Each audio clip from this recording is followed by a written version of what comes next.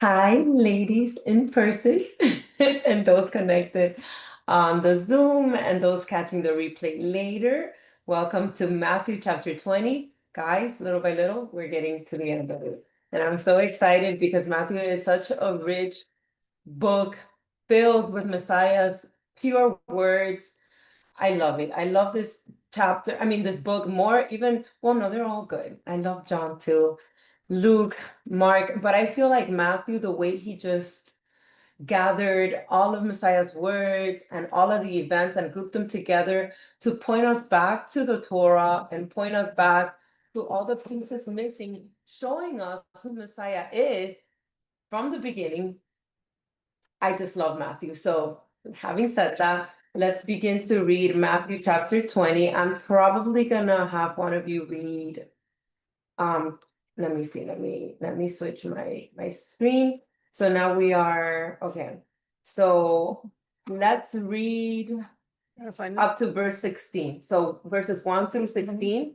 So we can focus on the first parable, and then we'll read. Yeah, we'll read like that.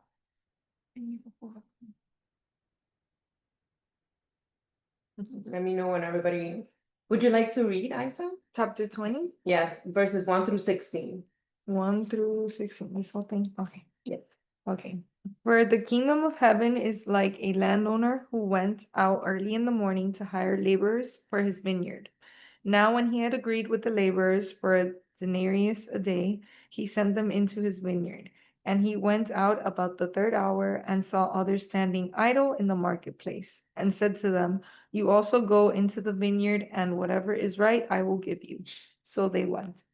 Again, he went out about the sixth and the ninth hour and did likewise. And about the 11th hour, he went out and found others standing idle, and said to them, "Why have you been standing here idle all day?" They said to him, "Because no one hired us." He said to them, "You also go into the vineyard, and whatever is right you will receive." So when evening had come, the owner of the vineyard said to his steward,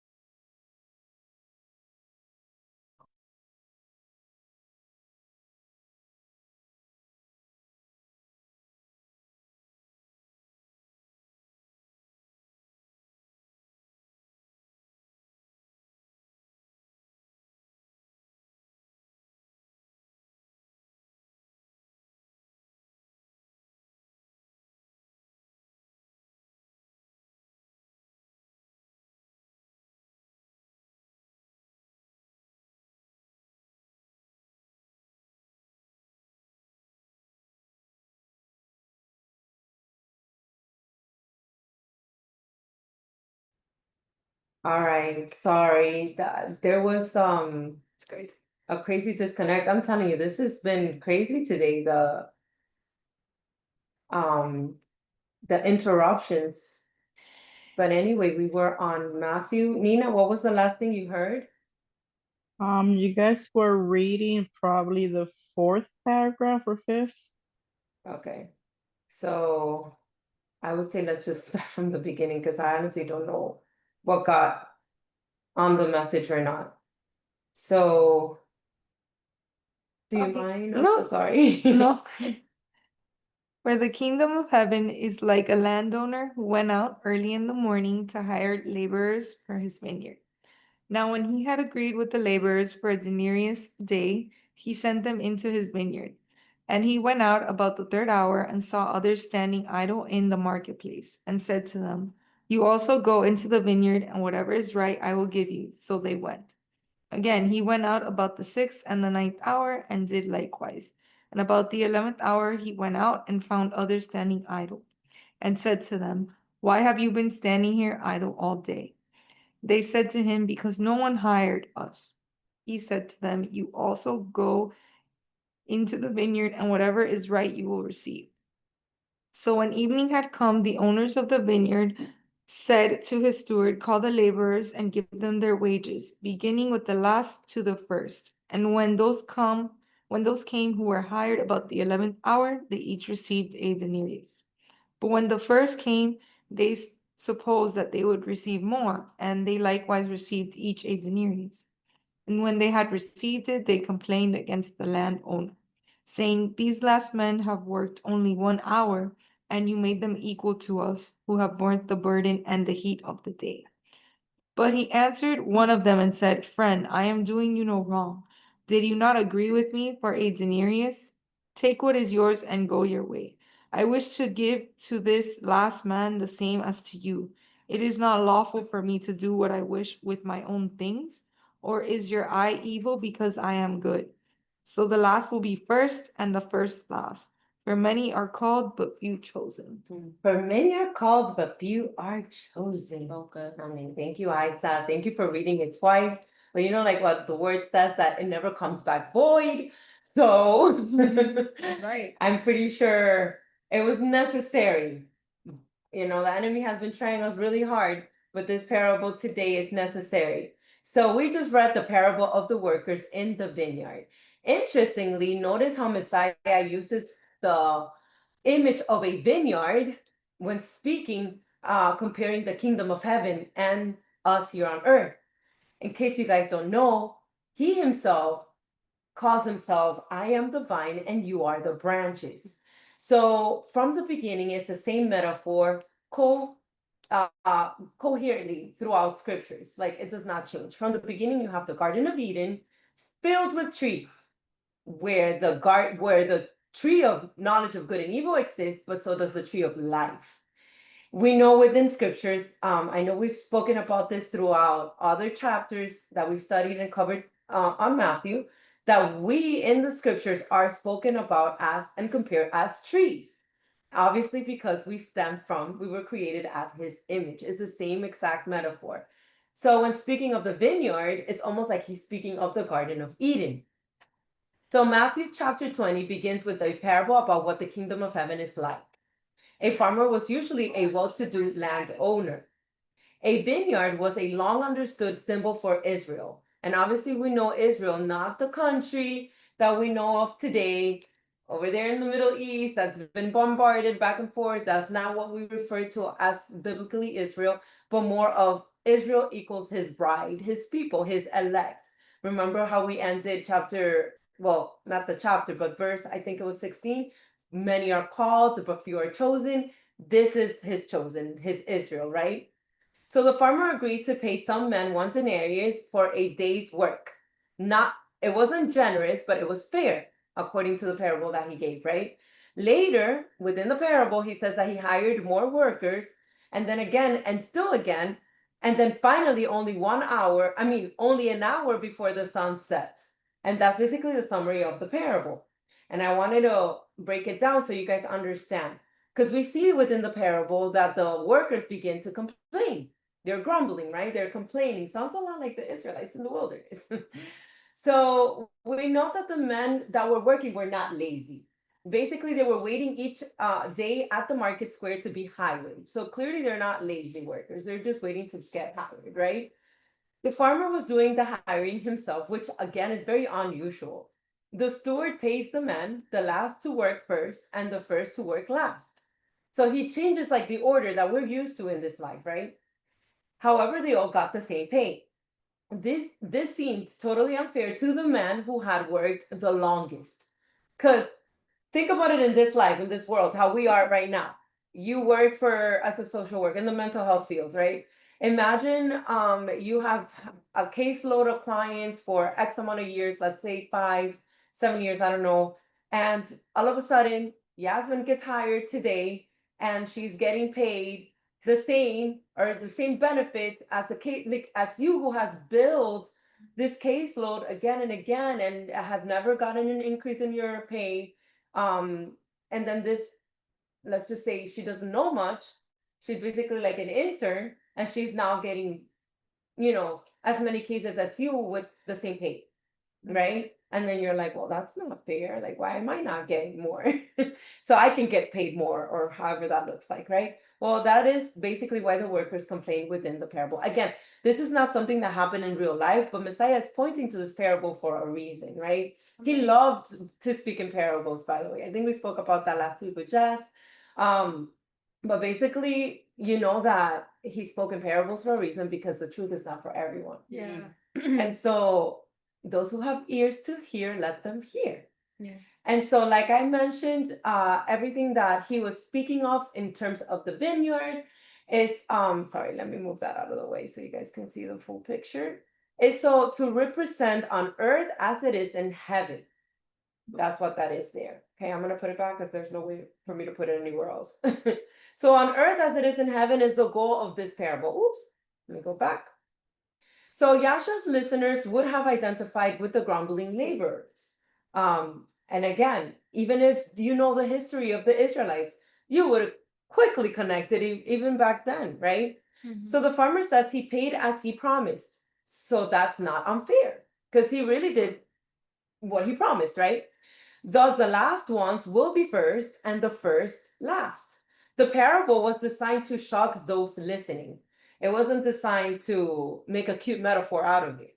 It's more like, wait, why? Why, right? Why are the first last and the last first? Like, that makes no sense. So, what is the moral of the parable, right? So, the last will be first and the first last. What is the moral? So, number one, the kingdom of heaven is a reversal of how things operate on earth. Many allegories possible, but most likely they miss the single point that Yasha Hamashiach, or Messiah, is making, right? The fair employer is usually viewed as the message of grace in Christianity, contrasted to works in Judaism. So the fourth step, Yasha is on his final journey to Jerusalem, interestingly, to celebrate the Passover and to change the course of history. Because we know, if you have done any studies with us, that he himself was the Passover lamb that was about to be slain. And that is the whole purpose of the Passover. So, but by no coincidence, he speaks of this parable right on his journey to celebrate the Passover, which we're going to see later in this chapter. He begins to prepare the disciples that this is it for them, like meaning their relationship here on earth, because he's about to be turned in. But we'll talk about that. So again, John 3:3, Yasha answered and said to him, most assuredly, I say to you, unless one is born again, he cannot see the kingdom of God. And if you think about it, the kingdom of God is the kingdom of heaven, right? On earth as it is in heaven. Therefore, it's a reversal. In order for us to even make it to his kingdom, we must be born again of spirit. So everything is a reversal. And that's why I added that there. Okay, this is the next chapter. I mean the next portion. So let's just go now to show some connections for this very first portion that we just read, 1 through 16. And I'm going to begin with verse 1 where, I mean, actually not verse 1. I'm going to begin actually with verse at the very end, verse 15 of this portion where it says, is it not lawful for me to do what I wish with my own things? Or is your eye evil because I am good? So let's connect some precepts with that verse that he said. This out of the way. And put it back. Okay. So we have Romans 9:20 to 21. But indeed, O man, who are you to reply against the Most High? Will the thing formed say to him who formed it, why have you made me like this? Does not the potter have power over the clay from the same lump to make one vessel for honor and another for dishonor? And this is Paul writing later on, but it's basically the same concept that Messiah is speaking of, like, who are you to say what I do and in what order, right? In other words, right? Like, I am the creator. In Spanish, I would say, si me da la gana. You know, like, I don't know how to translate that. Like, if I feel like it, right? If I feel like it, and if this is the order, then shall be it. You know, like, it's not for us to question his order. It's just that's how it is, right? Which is why I added the Paul scriptures, because I feel like it's perfect. Like, who are we to question why have you made me like this, right? That's just how he made you, right? And we also see, I'm gonna read the whole, I only had Deuteronomy 15:9, but I'm gonna read up to 11 just because it connects beautifully with verse 15 again in regards to the questioning, right? It says, beware lest there be a wicked thought in your heart, saying, the seventh year, the year of release, is at hand, and your eye be evil against your poor brother, and you give him nothing, and he cry out, and I'm sorry, and he cried out to the Lord against you, and in it becomes sin among you. You shall surely give to him, and your heart should not be grieved when you give to him, because for this thing the Most High your God will bless you in all your works and in all to which you put your hand. For the poor will never cease from the land. Therefore I command you, saying, you shall open your hands wide to your brother, to your poor and your needy in your land. And again, this is a commandment he gives to obviously bless those that are, less fortunate than you. But it goes also with the saying, beware lest there be a wicked thought in your heart, saying, because what would happen in the seventh year, which was where the seventh year was basically every 7 years the land had to rest. The same way we have a 7th day of rest, a Sabbath day, right? The land was also supposed to rest. And so in that year, which is considered or called the year of release, they were to give, basically not sow anything, but whatever they would like reap from the trees, they were then to give to the needy. So that's why he's saying, like, let not no wickedness come in your heart, like saying, like, oh, I have nothing to give him, right? Like, it's a year of release, so I can't, I have nothing to give. So that's why I connected that one there. And that connects also with Proverbs 23:6, where it says, do not eat the bread of a miser, nor desire his delicacies. You wanted to say something? Oh, sorry.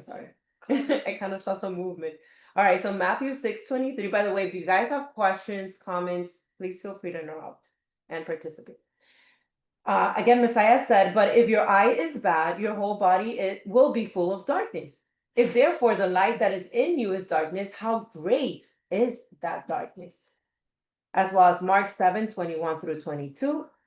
For from within, out of the heart of men, proceed evil thoughts, adulteries, fornications, murders, thefts, covetousness, wickedness, deceit, lewdness, an evil eye, blasphemy, pride, and foolishness. And why does this connect perfectly with what we just read? Because in the example of the parable of the sower, of the vineyard, we see the man being jealous of, like, why are they been paid the same, and why is the last first and the first last, and the grumbling and the complaining. So those are considered evil thoughts, right? That stem out of the heart of man. And it goes back and connects with covetousness, right? And everything that goes together with it.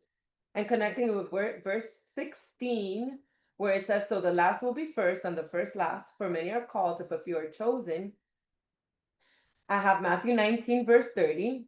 And I'm just gonna show you everywhere in scriptures where it says that, and I'm not gonna read through it, but you're gonna find it for your notes in case you guys need it. Matthew 19:30, he says it again. Mark 10:31, he says it again. Luke 13:30, indeed, again, there are last who will be first, and there are first who will be last, right? And Matthew 22:14, for many are called, but few are chosen, which is what we just, well, no, that's 2 chapters ahead of what we just read. So Matthew now 17-19. If you could read it, Isa.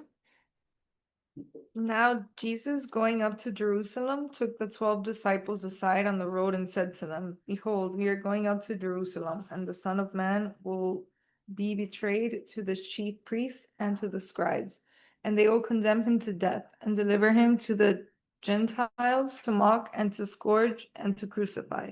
And the third day he will rise again. Okay, so we see here he's on his way, obviously, to celebrate the Passover feast, but he knows he is the Passover, and so he starts preparing the disciples. This is it, guys. Every word that I've been sharing with you, what's gonna happen to the Son of Man is about to happen. It's about to go down, basically, right? He starts preparing that. However, we see that they still don't get it. Like, they've been hearing this for how many years now? About 3, right? And they're still like, huh? What do you mean? What do you mean? Right? But he tells them again and again that he's about to be mocked, scourged, and crucified, and then yet that he will rise again. But they still didn't, obviously we know they didn't get it, because even when he does resurrect, they're like, no way! How did that happen? Yes. It reminds me of the second coming, how he's been telling us for such a long time, and though people still don't believe it, but it's like He's like, oh my goodness, again. That is so He true. probably looked That at is it and so was like, true. "Oh, part two." Yeah, the remix. He's probably like, oh my goodness. That is so true. People are still doubting, and I believe even when he comes, they're gonna be like, "Nah, that can't be him." Until the fire comes. The fire and everything, right? Yeah, we have a bunch of Thomases. Hopefully, that's not us, right? That we are Hopefully. found on the side of the faithful ones that truly believe till the end, right, and endure Amen. till the end. So let me share the slide for this little portion here, which is here. So sorry that is blurry. I just noticed how blurry it looks. When I do it on my Canva, it normally looks like more decent, by the way. So, Yeah. so Ancient of Days and the Son of Man. Basically, we see Messiah tells his 12 disciples for a third time of his impending betrayal and death. So the Son of Man, Yasha, is again connecting Daniel's Son of Man to himself. And I say again because we have covered this a couple of times already within the book of Matthew, where he refers to himself as the Son of Man. And we know that obviously he is addressing to a group of Jews from the house of Judah whom had understanding of the book of Daniel and the prophecies of the book of Daniel. So for him to make that connection is basically straightforward, telling them who he was, right? And I'm going to read something from Daniel really quick. So also, so you guys could see, you know, how did people would miss when he would address even himself as the Son of Man. Obviously, we know that even Ezekiel would refer himself, or the Most High would call Ezekiel the Son of Man as well. But we know that when Messiah is speaking of himself as the Son of Man, he's making a direct connection with the prophecies from Daniel, the book of Daniel. So the disciples do not seem to acknowledge what Messiah told them was going to happen to him. And why do I believe that? Clearly, because even when he's dying, they're like, literally like, no way, this is happening. Right? So, okay, so this is for later. So let's make the connections with this short little portion. It's short but juicy because there's so many precepts that connect to this. I'm not going to read through all of them, but we'll try to see how much of it we can cover. So we have again, he's back to Jerusalem. Verses 17 through 19 is what we're going to connect here. So we have Matthew 20. I'm going to begin with, we just read this, but this is the part that we just read, right? So Mark, connecting with those, we have Mark 10, 32 through 34, which is the other account that speaks of him announcing it to his disciples. However, I am going to read it because it has a little bit more details than what we just read on Matthew. So we see it here. Let me just highlight it so it's easier for you guys to follow along. Now they were on the road going up to Jerusalem, and Yeshua was going before them, and they were amazed. And as they followed, they were afraid. So you see that detail is not in that count of Matthew, right? Then he took the 12 aside again and began to tell them the things that would happen to him. Behold, we are going up to Jerusalem. It's like a dad, right? Like reminding your children, like I'm gonna tell you again, guys, we're going up to Jerusalem, and the Son of Man will be betrayed to the chief priests and to the scribes, and they will be condemned. And they will condemn him to death and deliver him to the Gentiles, and they will mock him and scourge him and spit on him and kill him. And the third day he will rise again. So again, it's the same thing, but Mark adds the details that they were afraid even before he begins to tell them these things, right? So again, we have the same thing on Luke 18, 31 through 33. I'm not going to read through it because it's the same thing. So John 12, 12, the next day, the next day, a great multitude that had come to the feast, and again, we know this is the feast of Passover, when they heard that Messiah was coming to Jerusalem. Oh, I left it. I think I meant to put another verse there. But yes, basically what's the point that the multitude had come to celebrate the Passover feast. That's what they were, all of them were going to Jerusalem for. Matthew 16, 21. From that time, Messiah began to show to his disciples that he must go to Jerusalem and suffer many things from the elders and chief priests and scribes and be killed and be raised on the third day. Then we have the account of what actually happens when he is turned in. So I'm going to read it really quick. Matthew 26, 47, 57. And while he was still speaking, behold, Judas, one of the 12, with a great multitude with swords and clubs, came from the chief priests and elders of the people. Now his betrayer had given a sign, saying, whomever I kiss, he is the one. Seize him. Immediately he went up to Messiah and said, greetings, Rabbi. Sorry, that always gets to me, like, backstabber. Anyway, and kissed him, right? But Messiah said to him, Friend, why have you come? Then they came and laid hands on Messiah and took him. And suddenly one of those who were with Messiah stretched out his hand and drew his sword, struck the servant of the high priest, and cut off his ear. And by the way, we know that this is Peter. In another gospel, it specifies that this is Peter, right? Verse 52. But Messiah said to him, Put your sword in its place, for all who take the sword will perish by the sword. Or do you think that I cannot now pray to my Father, and he will provide me with more than 12 legions of angels? How then could the scriptures be fulfilled that it must happen thus? In that hour, Messiah said to the multitudes, Have you come out as against a robber with swords and clubs to take me? I sat daily with you, teaching in the temple, and you did not seize me. But all this was done that the scriptures of the prophets might be fulfilled. Then all the disciples forsook him and fled. That is crazy.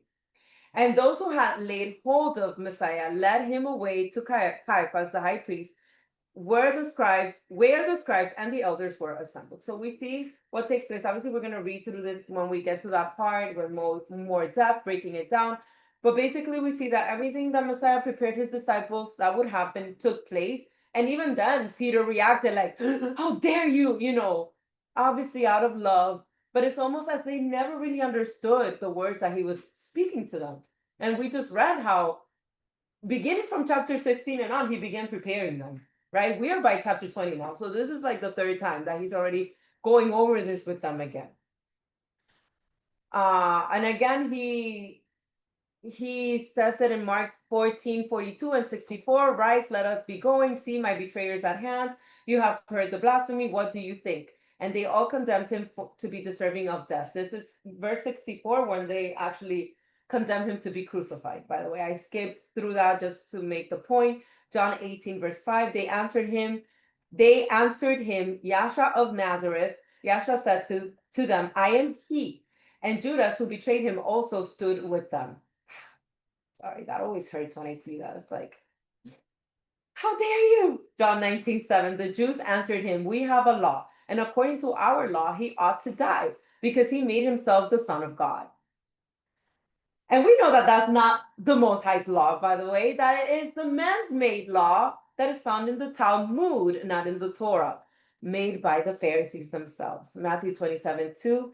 And when they had bound him, they led him away and delivered him to Pontius Pilate, the governor.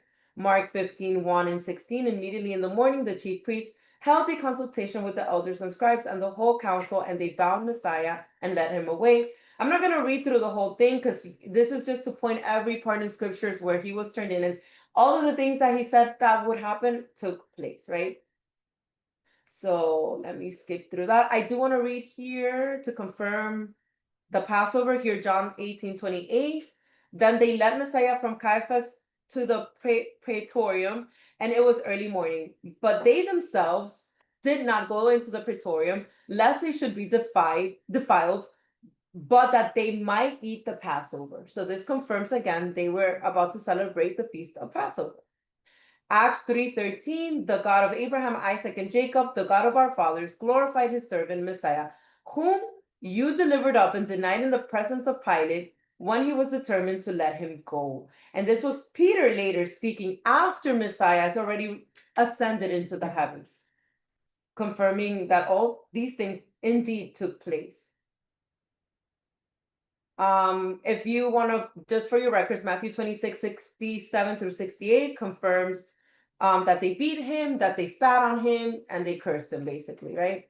Matthew 27:29 and 41, it speaks about when they placed the crown of thorns on him and mocked him.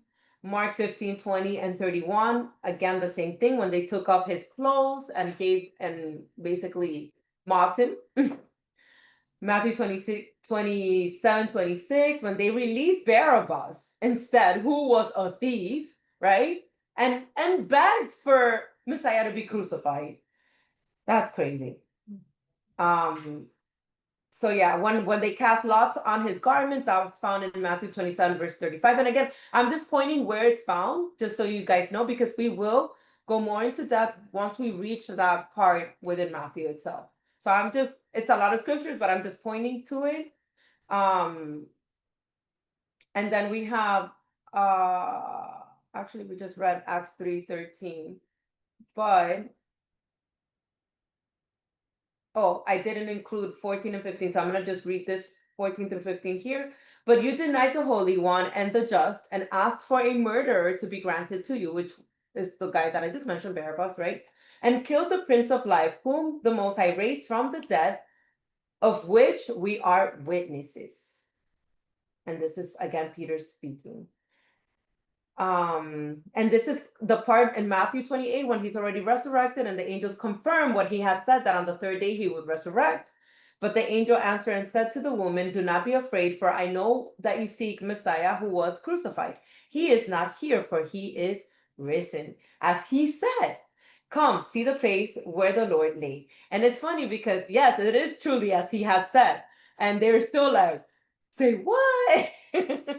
But he did warn them again and again and again. And that's why the angel confirms, as he literally told you guys, it would happen, it happened. And all of this just confirms it, right? Mark 16, 6 and 9, confirming that he rose again. Luke 24, 5 through 8. Actually, I'm going to read this one, 5 through 8, and then 46. Then, as they were afraid and bowed their faces to the earth, they said to them, why do you seek the living among the dead? He is not here, but he is risen. Remember how he spoke to you when he was still in Galilee? Like, duh. Like, must I remind you again, right? Verse 7, saying the Son of Man must be delivered into the hands of sinful men and be crucified, and the third day rise again. And they remembered his words. See, it took all of that for them to remember. To me, that's funny, actually. Verse 46, then he said to them, thus it is written, and thus it was necessary for the Christ to suffer and to rise from the dead on the third day. And again, we see the confirmation, Acts 10:40, Peter later stating that he was indeed, that the Most High indeed raised him from the dead on the third day. Paul later confirming this as well in 1 Corinthians 15 and 4, that he was buried and that he rose again the third day according to the scriptures. All right, so that's all for that little portion. Like I said, a little portion with a lot of connecting precepts there. So now let's read the next, greatness in serving. And actually, no, let's just read this portion first and we'll break it down like that. So if you could now read verses 20 through 28. We're actually, after all the technical difficulties that we had to begin, we're moving rather quickly. So all praises to Abba for Wrong time. that. So I start? Yeah. Good? Okay. Mhm. Then the mother of Zebedee's sons came to him with her sons kneeling down and asking something from him. And he said to her, what do you wish? She said to him, grant that those two sons of mine may sit, one on your right hand and the other on the left, in your kingdom. But Jesus answered and said, you do not know what you ask. Are you able to drink the cup that I am about to drink and be baptized with the baptism that I am baptized with? They said to him, we are able. So he said to them, you will indeed drink my cup and be baptized with the baptism that I am baptized with. But to sit on my right hand and on my left is not mine to give, but it is for those for whom it is prepared by my Father. And when the 10 heard it, they were greatly displeased with the two brothers. But Jesus called them to himself and said, you know that the rulers of the Gentile lords it over them, and those who are great exercise authority over them. Yet it shall not be so among you. But whoever desires to become great among you, let him be your servant. And whoever desires to be first among you, let him be your slave. Just as the sons of man did not come to be served, but to serve and to give his life a ransom for many. All right. So the NKJV title said greatness is serving. And it really flows beautifully after him giving the parable of the vineyard, right? And what it is, greatness in the kingdom of heaven, right? The first shall be last, and the last shall be and the last shall be first. But here we see the mother of the Zebedee sons, which are, we're gonna see now that are James and John, right? One of the James, because there were more than one, and more than one John, I think. Yes, there's John the Beloved, right?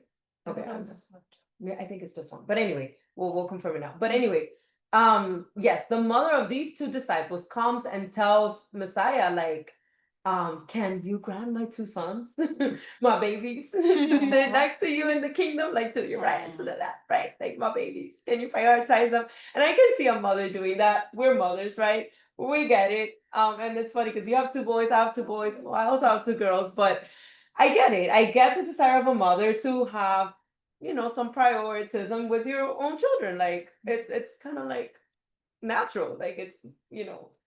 So she asks of this, but clearly we see that she's asking with her sons next to her because we see that they answer, we are able, when he talks about, are you able to drink from the cup and be baptized, and with the baptism that I'm baptized with. And we're going to see what was it that he was referring to and what actually ends up happening to John and James, because they were indeed baptized in the same baptism as him and drank from the same cup. As a matter of fact, not only them two, but all of the disciples. Well, except Judas Iscariot, obviously, but all of them, even the one that was added later on, Matthias, had a gruesome death and a lot of persecution as promised as well that would happen. So we see, okay, so let's break it down. Let me go first to the slides before I just break down every single verse. So we see that he's speaking of the cup of suffering, which is, sorry, try to move this so you guys can see it. The cup of suffering. And I have a little picture here of, the crown of thorns with the Passover meal. That's literally the cup of suffering that he was about to take. Like I said before, is the Passover lamb, right?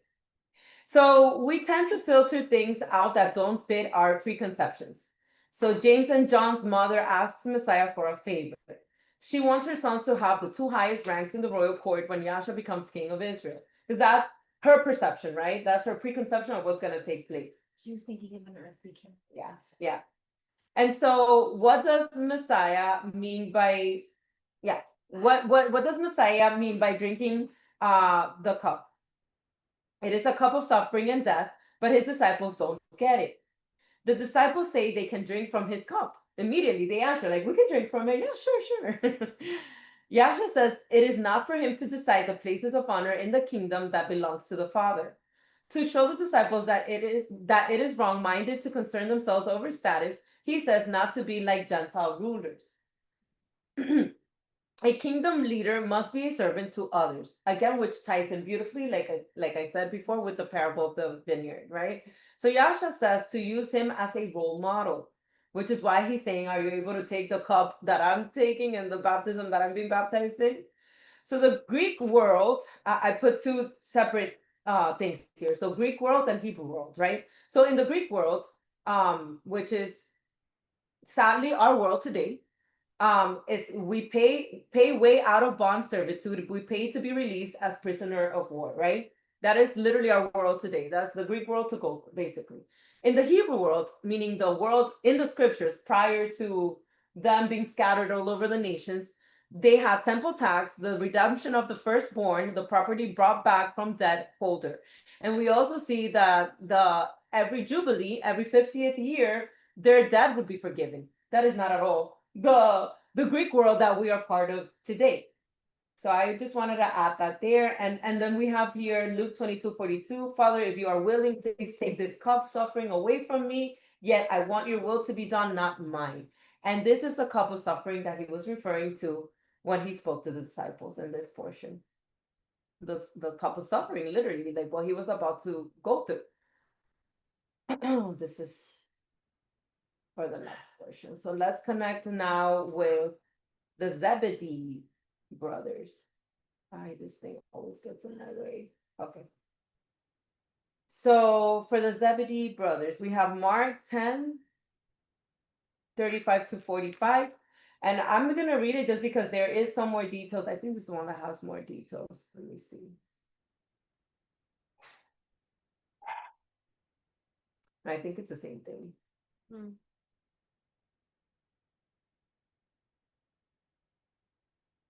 He just adds at the end. Okay. So Mark 10:35-45, it's the same story once again of the mother coming to Messiah, my two sons. Can they be los mero mero type of thing, right? But we do see towards the end, verse 42, a little bit more detail here. It says, but Messiah called them to himself and said to them, you know that those who are considered rulers over the Gentiles lord it over them, and their great ones exercise authority over them. Yet it shall not be so among you, but whoever desires to become great among you shall be your servant. And whoever of you desires to be first shall be slave of all. For even the Son of Man did not come to be served, but to serve, and to give his life as a ransom for many. So he's using himself as an example. It's pretty much said the same thing in Matthew, but he's using himself as an example of what it is that they should look to model and follow, right? So now speaking of the two sons of the Zebedee brothers, these are it. Matthew 4:21. Going on from there, he saw, oops, oh my goodness. Oh, I hate this mouse. Sorry. Going on from there, he saw two other brothers, James, the son of Zebedee, and John, his brother, in the boat with Zebedee, their father, mending their nets. He called them. So now you know who the Zebedee brothers are. That's why I said I'm going to point in scriptures who they are. Matthew 10:2. Now the names of the 12 apostles are these: first Simon, who is called Peter, and Andrew, his brother, James, the son of Zebedee, and John, his brother. Obviously, there's a lot more, but I left it at that because it's again just to confirm who the Zebedee brothers were and that they were indeed part of the 12. Matthew 19:28. So Messiah said to them, assuredly, I say to you, oh my goodness gracious. I'm so sorry, guys. I don't know. What You this could is. just close it on the top to the right. The X at the top right. Yeah. Okay. Mhm. Okay, where was I? Sorry. It was Matthew 1928. Oh, yes, I see it now. Thank you. So Matthew 19:28. So Yahshua said to them, assuredly I say to you that in the regeneration, when the Son of Man sits on the throne of his glory, you who have followed me will also sit on 12 thrones, judging the 12 tribes of Israel. And Jess went over this last week when we covered chapter 19, but I wanted to add it again because the mother is asking like for them to those two brothers to sit to his left and to his right in her mindset in the king, you know, and him as king of Israel, right? And they forgot that Messiah had already gave them all a promise just one chapter ago or a few days ago, whatever, you know, Oh, the that gap. they would be enthroned. Yes, he had already told them, you will judge all Israel, all the 12 tribes of Israel, right? And you will be sitting on the 12 thrones. So, and he was speaking directly to the disciples, to the 12. And then we have Isaiah 51:17 and 22, and this is in regards to the cup of of bitterness that he's speaking of. Like, are you willing to take this cup? Look at the prophecy in regards to that cup. Awake, awake, stand, O Jerusalem. They try to click and it does that. You who have drunk at the hands of the Most High the cup of his fury. You have drunk the dregs of the cup of trembling and drained it out. Thus says the Adon, the Most High and your God, who pleads the cause of his people. See, I have taken out of your hands the cup of trembling, the dregs of the cup of my fury, you shall no longer drink it. So that is the exact same cup. So the fury that was supposed to befall on the people for them breaking the covenant, Messiah took it upon himself. That's why he became the unfaithful bride, the unfaithful woman, and he took on the curse that belonged to us. He took it upon himself. So that is what he meant of by taking the cup of bitterness, right? We also see it in Jeremiah 49:12. For thus says the Most High, behold, those whose judgment was not to drink of the cup was assuredly drunk. And are you the one who will altogether go unpunished? You shall not go unpunished, but you shall surely drink of it. And that was a prophecy again to Israel, to the people who were no longer in covenant, right? Matthew 26:39 and 42. And again, I have showed this in the slide, but we'll read it more in depth. He went a little farther and fell on his face and prayed, saying, Oh, my Father, my Abba, if it is possible, let this cup pass from me. Nevertheless, not as I will, but as you will. Again, a second time, he went away and prayed, saying, Oh, my Father, if this cup cannot pass away from me unless I drink it, your will be done.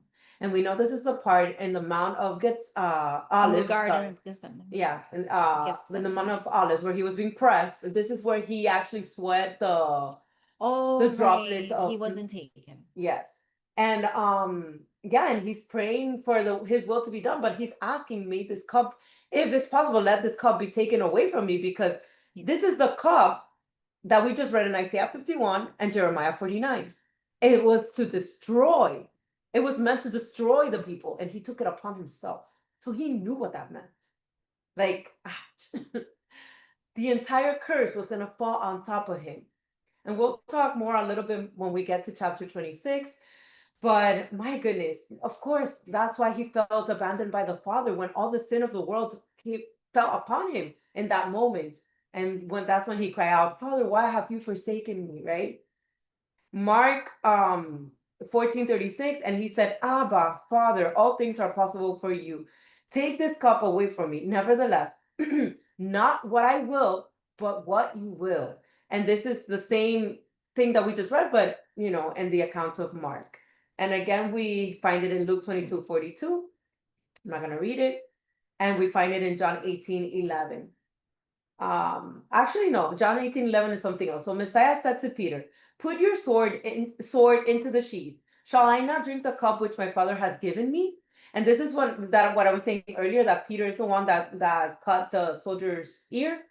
And this is the part in John where he tells him to put away his sword, and then he makes reference like, I need to drink of this cup, so put it away. This is supposed to happen this way, right?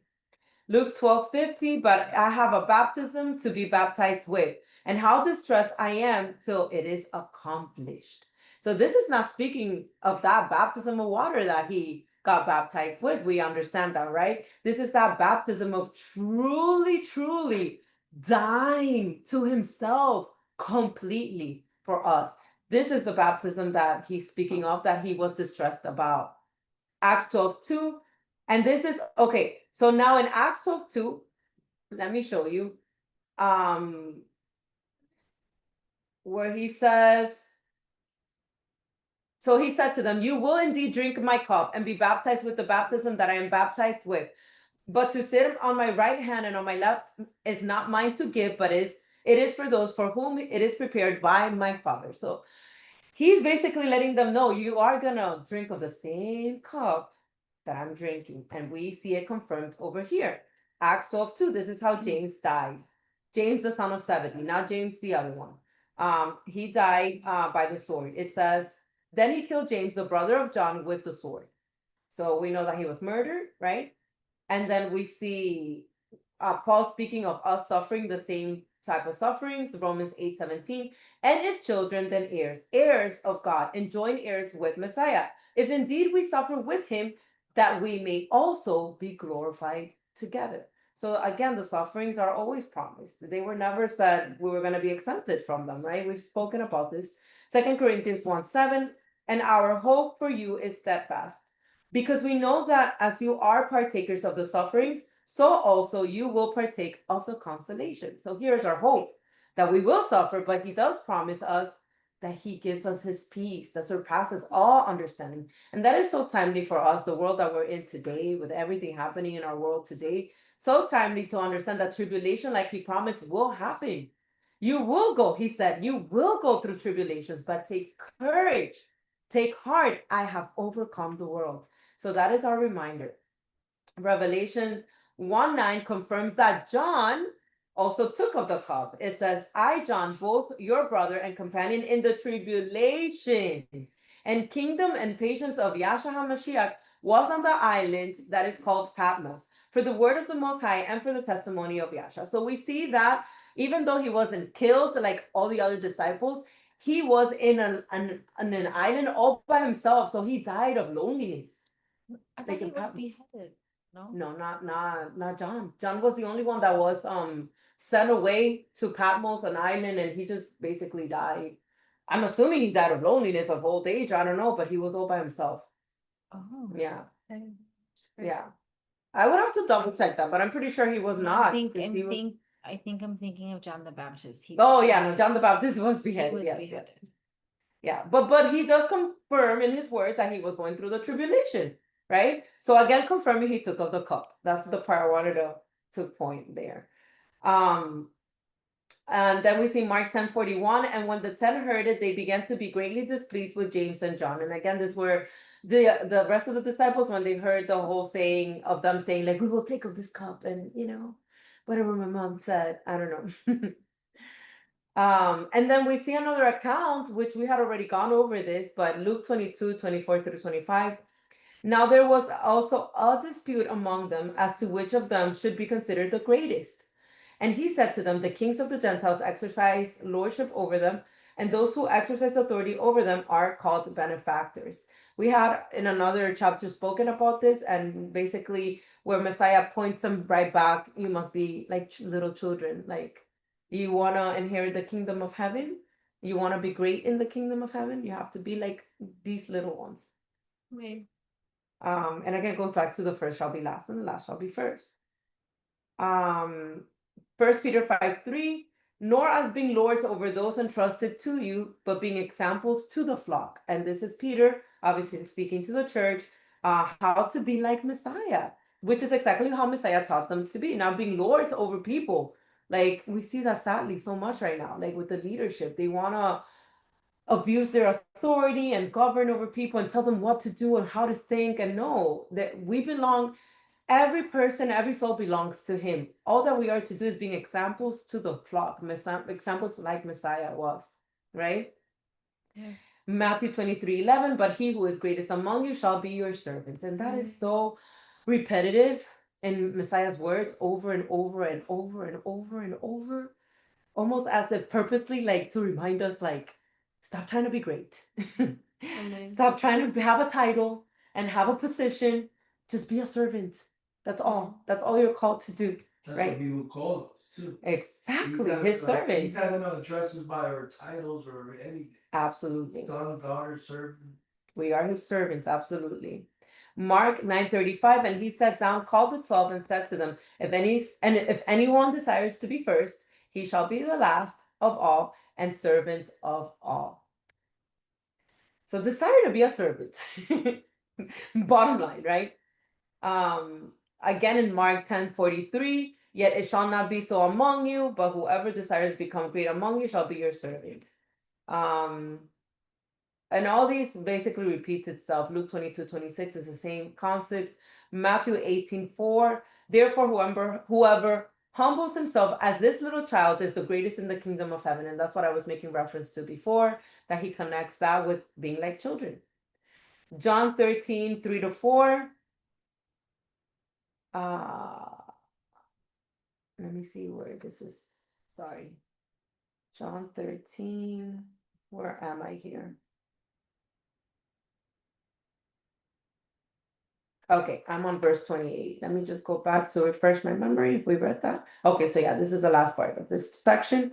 Just as the Son of Man did not come to be served, but to serve and to give his life a ransom for many.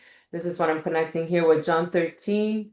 John 13:3-4. Messiah, knowing that the Father had given all things into his hands, and that he had come from God and was going to God, rose from supper and laid aside his garments, took a towel and girded himself. Matthew 26:28, for this is my blood of the new covenant, which is shed for many for the remission of sins. John 13:13, you call me teacher and Lord, and you say, well, for so I am. 2 Corinthians 8:9. Hold on, let me hold this like this. For you know the grace of our Adon, Yahshua HaMashiach, that though he was rich, yet for your sakes he became poor, that you through his poverty might become rich. And again, he left it all. And by the way, obviously speaking in context, because we've been reading about how he tells us not to gather in this life, like none of that really matters. This is speaking about eternity, guys. Spiritual riches. Whenever you see he made himself poor so that we may become rich, it wasn't so that obviously he wants to bless us while we're here, but that's not the point of this Bible verse. In context with everything else that we've been studying, it wasn't so we could become millionaires or billionaires. That wasn't the purpose of him becoming poor, right? It was to give us eternal life, which is what true riches, kingdom riches, truly mean. Philippians 2 6 through 7. All of these are from Paul's letters now. Who, being in the form of God, did not consider it robbery to be equal with God, but made himself of no reputation, taking the form of a bondservant and coming in the likeness of men. So, in other words, him being a God, a mighty one, an Elohim, right? Being equal to the Most High, to the Father, made himself like us, like brought himself down to a person just like us, that uses the bathroom just like us, that has all the needs that we have. It is lowering yourself in status big time. Think about it. It's like being a superhero to being a commoner, a peasant, right? First Timothy, actually, I think is no, this is Timothy, yes. First Timothy 2, 5 through 6. For there is one God and one mediator between God and men, the man Yahshua HaMashiach, who gave himself a ransom for all, to be testified in due time. Amen. Now this is Titus 2:14, who gave himself for us that he might redeem us from every lawless deed and purify for himself his own special people, zealous for good works. That is the purpose of him redeeming us from being lawless to now us being zealous to do these good works, right? A lot of people say, like, oh no, it's not about works. Well, when you believe, it leads you to do the works, guys. It's faith plus works. It ties in together. And Hebrews 9:28. So Messiah was offered once to bear the sins of many. To those who eagerly wait for him, he will appear a second time, apart from sin, for salvation. And that is our hope of glory. I so look forward to that. Amen. So now let's read the entirety of, I know Isa left, had to go. So if someone could read 29 through 34. I could read. Yeah, go If ahead. nobody else will. Go. Now as they went out of Jericho, a great multitude followed him. And behold, two blind men sitting by the road, when they heard that Messiah was passing by, cried out, saying, Have mercy on us, O Lord, Son of David. Then the multitude warned them that they should be quiet. They cried out more, saying, Have mercy on us, O Lord, Son of David. So Messiah stood still, called them and said, What do you want me to do for you? They said to him, Most High, Lord, that our eyes may be open. So Messiah had compassion and touched their eyes, and immediately their eyes received sight, and they followed him. Okay. So we go straight from him having the discussion on his way to Jerusalem, right? All the way to now they went out of Jericho. So they're still headed to Jerusalem, and this great multitude is following him. And now we see these two, in this account, it says it's two blind men. In the other two accounts, in Mark and Luke, it just mentions one, which I think is interesting, but not sure why. But here it says two. But here the two blind men start crying out. They recognize who he was. Have mercy on us, O Lord, Son of David. And they call him Son of David, right? So now let me share this really quick. So, Son of David, have mercy on us. I'm going to read from Isaiah 11:10 here on my screen. And in that day there shall be a root of Jesse, who shall stand as a banner to the people. For the Gentiles shall seek him, and his resting place shall be glorious. And this is a prophecy about Messiah being from the root of Jesse, which we know Jesse is the father of David, like King David, right? And I'll read more of Isaiah later, but just to give you a synopsis of who is the son of David that these blind men were calling to, if not Messiah himself, according to scriptures. So the two blind men were beggars, not travelers.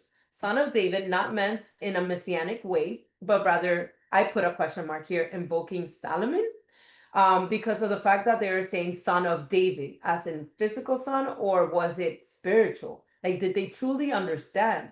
And I think, because this is what I found on the web, to be honest, I don't think they were invoking Solomon, but more so, I think their eyes, though physically blind, their eyes were spiritually open. they say, Lord, open our eyes. And they meant it literally because they didn't want to be blind any longer. And I know a lot of people can take this like, oh, it's spiritual, but no, they were literally blind.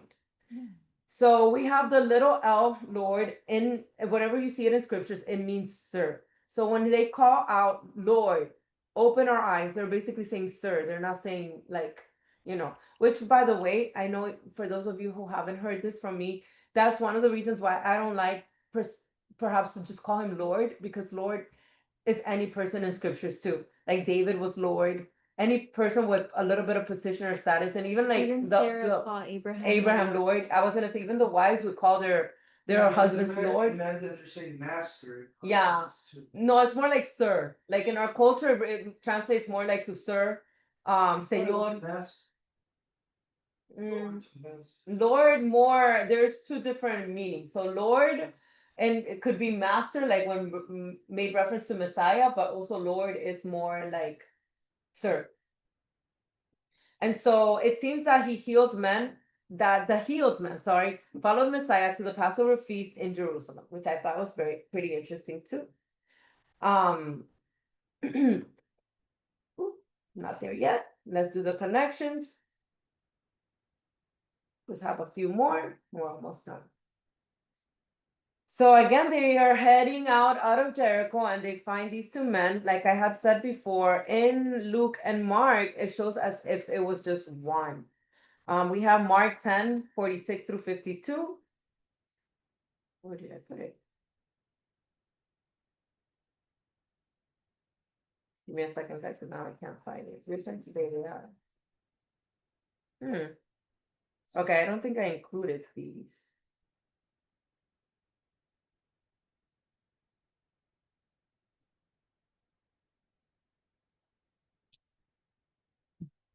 That is so weird. Oh, here it is. Sorry. Mark 10:46 through 52. I'm just gonna read one of them, not both, just so you could see that it doesn't mention two, but one. Excuse me. Now they came to Jericho. As he went out of Jericho with his disciples and a great multitude, blind Bartimaeus, the son of Timaeus, sat by the road begging. So here's just speaking of one person. Bartimaeus, just one person, right? The son of this dude sat by the road begging. And when he heard that it was Messiah of Nazareth, he began to cry out and say, Yasha, son of David, have mercy on me. Then many warned him to be quiet, but he cried out all the more, Son of David, have mercy on me. So Messiah stood still and commanded him to be called. Then they called the blind man, saying to him, Be of good cheer, rise, he is calling you. And throwing aside his garments, he rose and came to Messiah. So Messiah answered and said to him, What do you want me to do for you? The blind man said to him, Rabboni, that I may receive my sight. Then Messiah said to him, Go your way, your faith has made you well. And immediately he received his sight and followed Messiah on the road. So there we see that he followed Messiah, which we know Messiah was headed to Jerusalem to celebrate the feast. That is very different.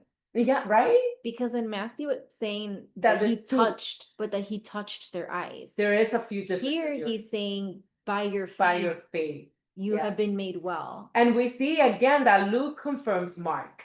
Because we see here on 42, receive your sight, your faith has made you well. And immediately he received his sight and followed him, glorifying God. And all the people, when they saw it, gave praise to God. So, and again, it's only making reference of one.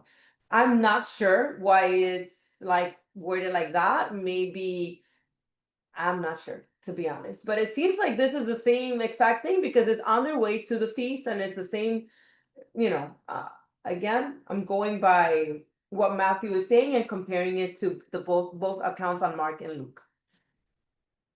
And again, we see another account of two men that were blind in Matthew chapter 9.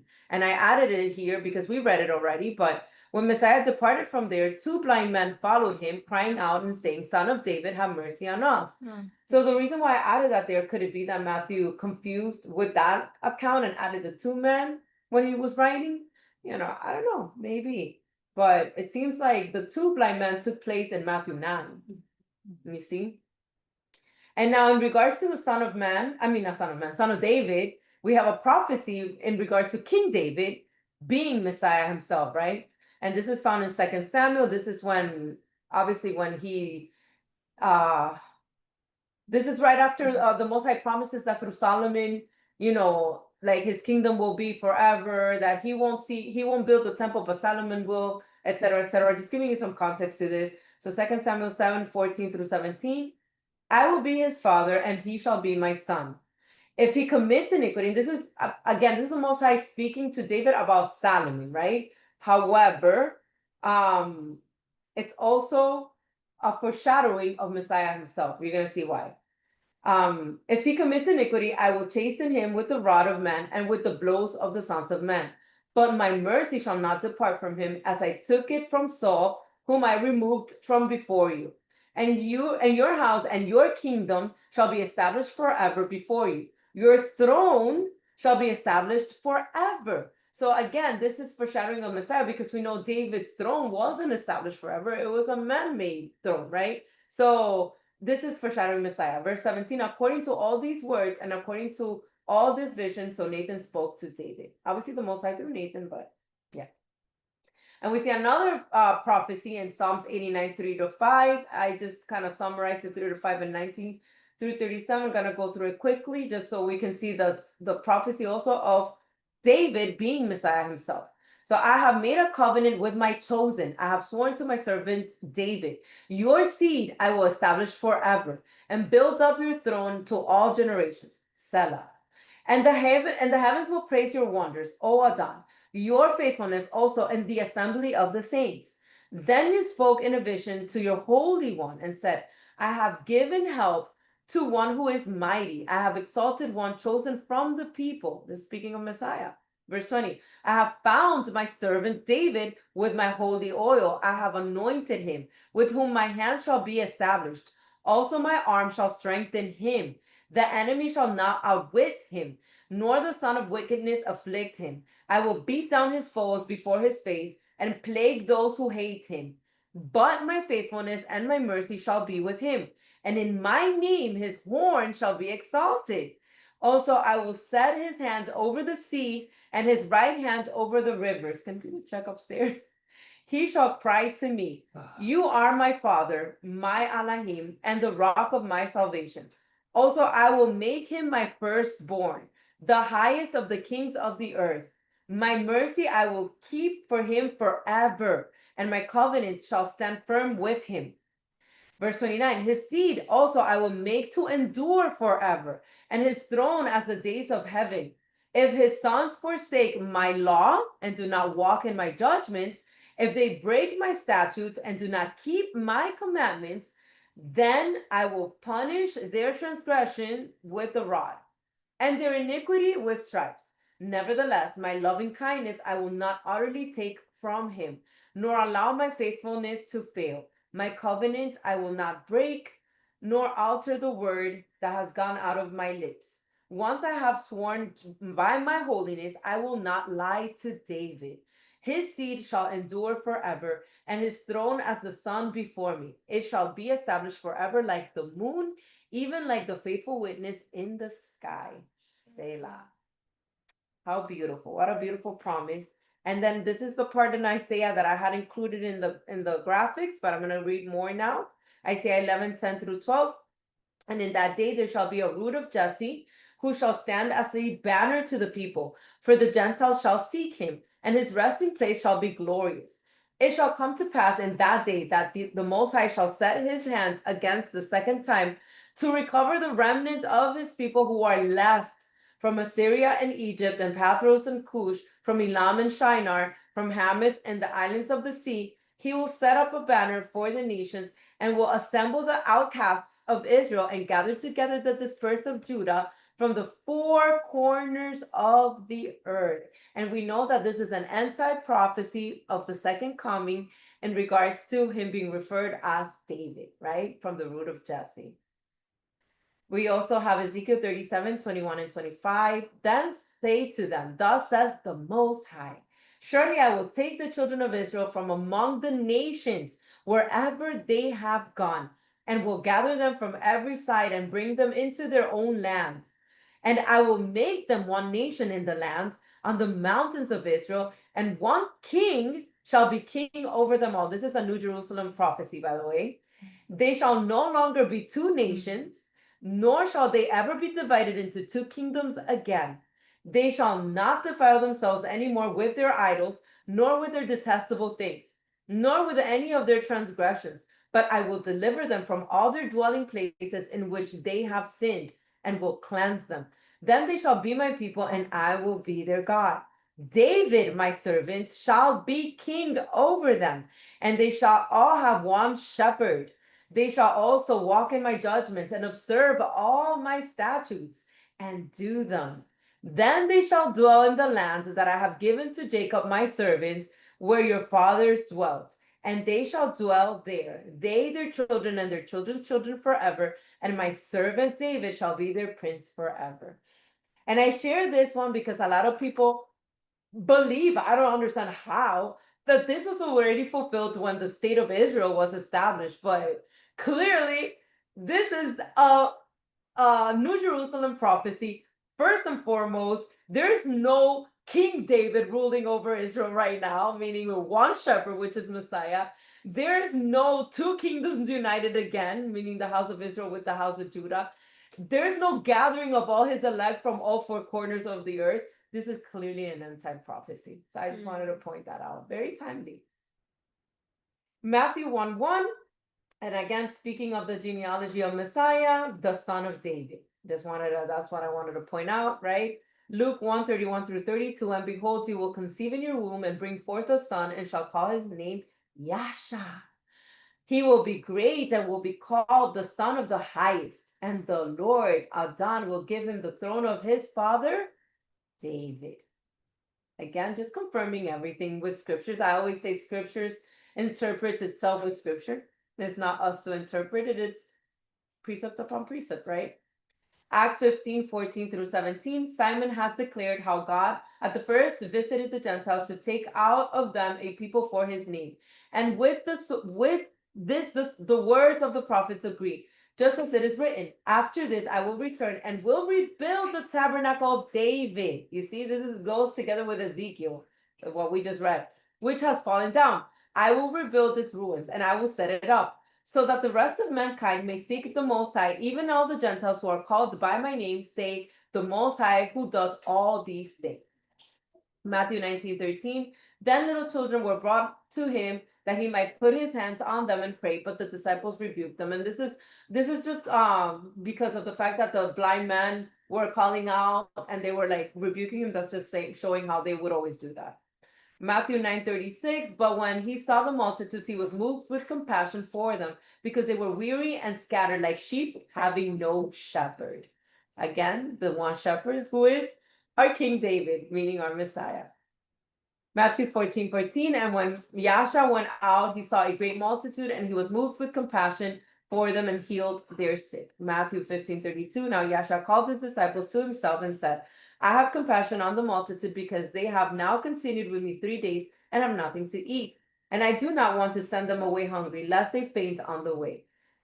And again, this is just showing you how he always was moved by compassion. That was his heart.